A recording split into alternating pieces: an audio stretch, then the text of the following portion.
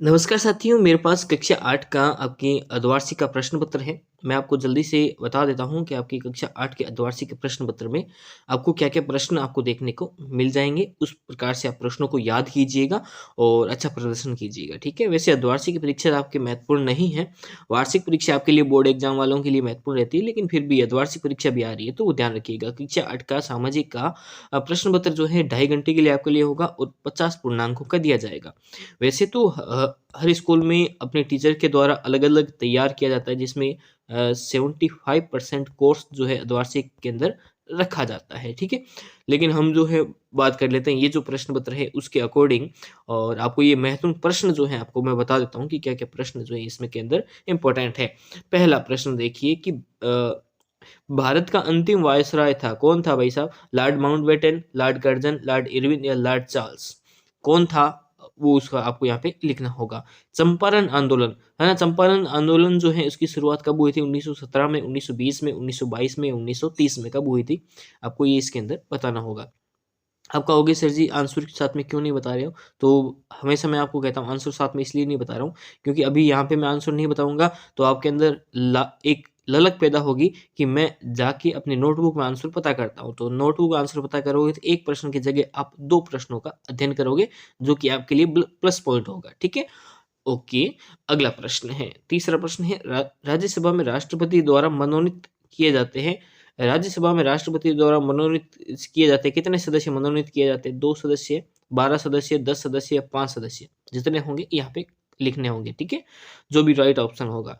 प्राकृतिक संसाधनों में सम्मिलित है, इनमें से कौन-सा है जो प्राकृतिक संसाधन है? हैं? वो बताना है आपको। यदि ये सभी हैं तो उपरोक्त सभी करके यहाँ पे राइट आंसर करना है। बढ़ते हैं अगले प्रश्न की तरफ। अगला प्रश्न, 5वां प्रश्न। कौन से ग्रह को जल ग्रह कहते हैं? जल ग्रह किसे कहते हैं? मंगल, पृथ्वी, शनि या शुक्र? जिस पे जल की उपस्थिति होगी उसको क्या कहेंगे? जल ग्रह कहते हैं, ठीक है? उसके पश्चात बढ़ते हैं आपके रिक्त स्थानों वाले प्रश्नों की तरफ और रिक्त स्थानों वाले प्रश्नों में पहला प्रश्न है रिक्त स्थानों को पूर्ति करो। डलहौजी ने का सिद्धांत लागू किया। डलहौजी ने कौन सा सिद्धांत लागू किया था? वो बताना है। बिरसा राज का प्रतीक था, क्या था? वो बताना है। हमारे देश में का शासन चलता है, किसका शासन चलता है? बताना है। अगला प्रश्न इसके अंदर आप देखिए, अगला प्रश्न है कि केवल 1 सेंटीमीटर मर्दा को बनने में कितना टाइम लगता है? वो टाइम आपको यहाँ पे लिखना है। अगला प्रश्न 5वां, कोयले से प्राप्त विद्युत को कौन-सी ऊर्जा कहा जाता है? जो कोयले से विद्युत ऊर्जा प्राप्त होगी उसको क्या कहा जाता है? वो आपको यहाँ पे लिखना होगा। भारत में कितने वर्ष का मतलब कितने वर्ष के जब आप हो जाते हैं उसको वोट देने का अधिकार हो जाता है, वो उम्र यहाँ आपको यहाँ पे लिखनी होगी, ठीक है? इसी के साथ बढ़ते हैं आपके अगले प्रश्न की तरफ। अगला प्रश्न यहाँ पे सही गलत वाले प्रश्न आपको परीक्षा में पूछ लिए जाते हैं और वो सही गलत वाले प्रश्नों में पहला प्रश्न आपके लिए है कि महाराजा रणजीत सिंह पंजाब के शासक थे? यदि है तो ट्रू, नहीं है तो फॉल्स, ठीक है? इंग्लिश नहीं है, हिंदी है तो सही लिखोगे, है ना? और नहीं है तो आप इसके अंदर लिख दोगे गलत है। ठीक है, जो भी होगा वो लिखना है। अगला प्रश्न है कि जून 1858 में तात्या टोपे को मार दिया गया। तात्या टोपे की मृत्यु कब हुई थी? अगर आपको याद है कि जून 1858 में हुई थी या कब हुई थी, जो होगा वो आपको यहाँ पे सही लिखना होगा। हमारे देश में 26 जनवरी 1950 को आज़ाद हुआ था। हमारा देश कब आज़ाद हुआ था? 26 जनवरी 1950 को हुआ था क्या? वो आपको यहाँ पे लिखना होगा। सभी संसाधन मूल्यवान होते हैं, क्या ये सही बात है या गलत? वो आपको याद करना है। हमारे भोजन में शामिल नमक भी एक खनिज है। नमक क्या है? एक खनिज है। यदि है तो यहाँ पे सही लिखना है, यदि नहीं है तो यहाँ पे गलत लिखना है। अगला प्रश्न, प्रश्न संख्या 4 देखिए कि क्या प्रश्न है कि सही मिलान कीजिए। भारतीय संसद का अंग क्या है? भारतीय संसद का अंग जो प्रधानमंत्री एक राष्ट्रपति है, धारा 233 543 या 2।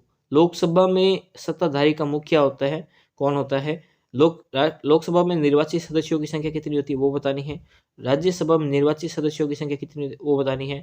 लोकसभा मनोनीत सदस्यों की संख्या कितनी होती है वो बतानी है, ठीक है? इसके साथ देखते हैं आपका अगला प्रश्न देखते हैं। इसमें देखिए औपनिवेशीकरण किसे कहते हैं? औपनिवेशीकरण किसे कहते हैं ये बताना है। बिरसा के बारे में क्या समझा? बिरसा मुंडा की बात कर रहा है ये, क्या समझा जाता है उसके बारे में बताना। 1857 की क्रांति के प्रमुख नायकों के नाम लिखने, कोई भी 4 नायकों के नाम लिख दीजिए, 4-5 नायकों के नाम लिख देना, ठीक है? धर्मनिरपेक्षता से आप क्या समझते हैं बताना है। धर्मनिरपेक्षता क्या होती है, इससे क्या समझते हैं वो बताना है। रोलेट एक्ट का क्या प्रावधान है या रोलेट एक्ट क्या है ये इंपॉर्टेंट क्वेश्चन आपको वार्षिक परीक्षा में भी देखने को मिलेगा। जल संरक्षण की 3 तरीके बताइए। जल संरक्षण के कितने 3 तरीके आपको बताने हैं। सौर ऊर्जा के 2 लाभ लिखिए, सौर ऊर्जा के 2 लाभ लिख देना।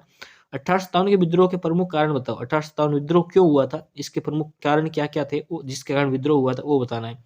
और विद्रोह सबसे पहले कहाँ हुआ था वो भी आप याद रख लेना, परीक्षा में देखने को मिल सकता है प्रश्न। भारतीय संविधान में उल्लेखित मौलिक अधिकारों का वर्णन कीजिए। तो भारतीय संविधान में मौलिक अधिकारों कितनों का उल्लेख किया गया वो बताना है।